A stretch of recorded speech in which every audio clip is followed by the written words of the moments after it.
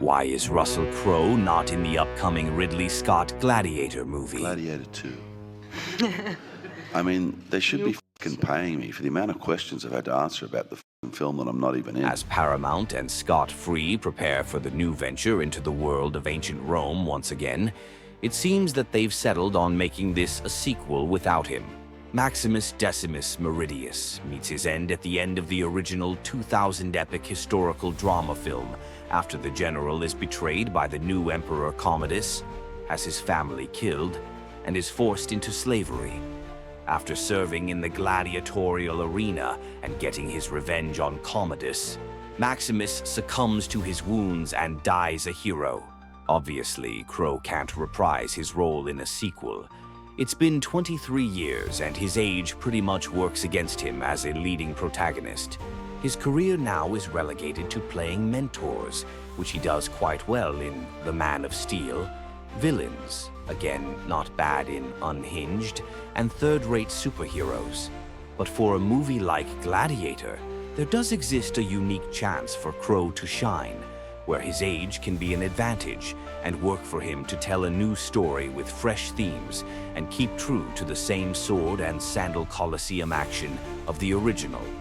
Whatever the writers of the sequel come up with, having Lucius become a slave or get involved with Roman imperial intrigue and scandal and politics, not too dissimilar to early drafts of the Gladiator screenplays, nothing would come close to the potential of answering that overriding question when watching the first film. Why is Maximus so good as soon as he hits the sand of the arena? Sure, he's a seasoned warrior under the command of Marcus Aurelius, but how does he also know how to work the crowd, collaborate with the other gladiators, and use the game to his political and strategic advantage? He's obviously done this before. Plus, the Emperor Aurelius has a soft spot for him for a reason. When the Colosseum crowd fell silent and gasped when he revealed he was Maximus Decimus Meridius, they knew who he was, and not only as a renowned general who fought the Gauls, but as someone who they'd seen or heard of fighting in the arena before. The story is there. It already exists.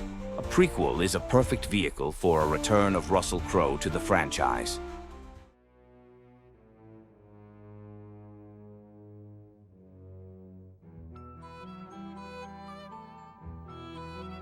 It begins off the coast of Mauritania Tingitana, where Fabius Decimus Hispanius is assisting in a sea raid against a rebel legion. After the battle in the port, Fabius uncovers a plot by Avidius Cassius to usurp the imperial throne, but is blackmailed into turning a blind eye due to the gambling debts he's accumulated.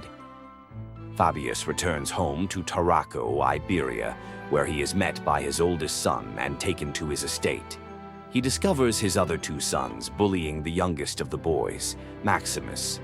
Fabius scolds them and teases the runt before drinking himself into a stupor. At Cassius's request, using forged documentation and false witnesses, the local praetor sends a force of vigils to repossess the estate. A scuffle with the boys turns violent, and the three older boys are slaughtered, and Fabius is beaten and arrested. During his trial, Maximus attempts to enter the courthouse but is mocked and beaten away by the vigils. A known gambler, drunkard, and womanizer, Fabius is tried and convicted, with a lashing and exile from Tarraco as punishment. As for the estate, he needs to pay the debt if it is to be returned. When eventually released, he has no money to his name, only the mule and cart salvaged by Maximus. They travel from town to town, begging and scamming for food and shelter. On the outskirts of Narbo, bandits ambush the travelers. Maximus rescues his father from the ex-soldiers turned robbers, proving his ability to fight. Fabius tells his son about his past as a warrior and impresses on Maximus that he too is a natural fighter. At Massilia, the father forces Maximus to compete in the local gladiatorial games. He gambles on the outcome successfully. When Maximus discovers this, he is resentful, but Fabius promises him the money will be used to buy back their land. From there, they go on the professional circuit, Maximus disguised as a slave, and Fabius as his lanista. At one point, Fabius convinces Maximus to fight a bull, since they have a family history of breeding bulls. But instead of saving the winnings, Fabius gambles it away, and when he loses, spends the rest on booze and prostitutes. Again, Maximus uncovers this, which causes a rift between them. At Pietas Julia, Maximus meets a girl from a rich family and opts to enter into fights at a private function. Fabius encounters Cassius, who is planning on assassinating him. After seeing his sorry and degenerate state, Cassius no longer fears Fabius as a threat, so he offers to buy out Maximus's contract as a gladiator. Once in Rome, Maximus meets Alexander, a fellow gladiator indentured to Cassius's Ionista and a Christian.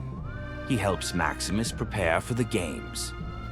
Fabius, having squandered his money, travels to Rome to watch his son fight and to bet on it. Cassius, who thought that Fabius would have drunk himself to death by now, discovers him roaming the gambling quarter. Worried that the emperor would learn of his plotting from Fabius, he again confronts him. Fabius wants his property back, but this was not possible anymore. It had been already sold off. As a counteroffer, he is offered to bet against his son, since the game will be rigged.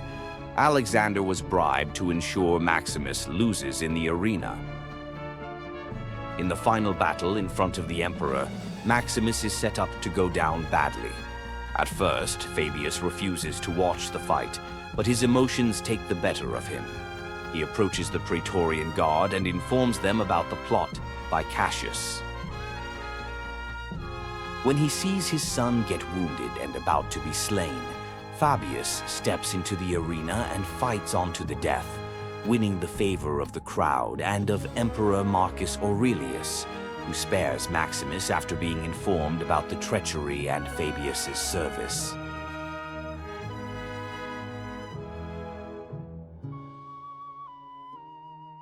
As mentioned earlier, the screenplay has already been written, inferred directly from the original film. He's called the Spaniard, he knows the fighting arena inside and out, doesn't trust Christians, so is still a pagan, and he's close to Marcus Aurelius.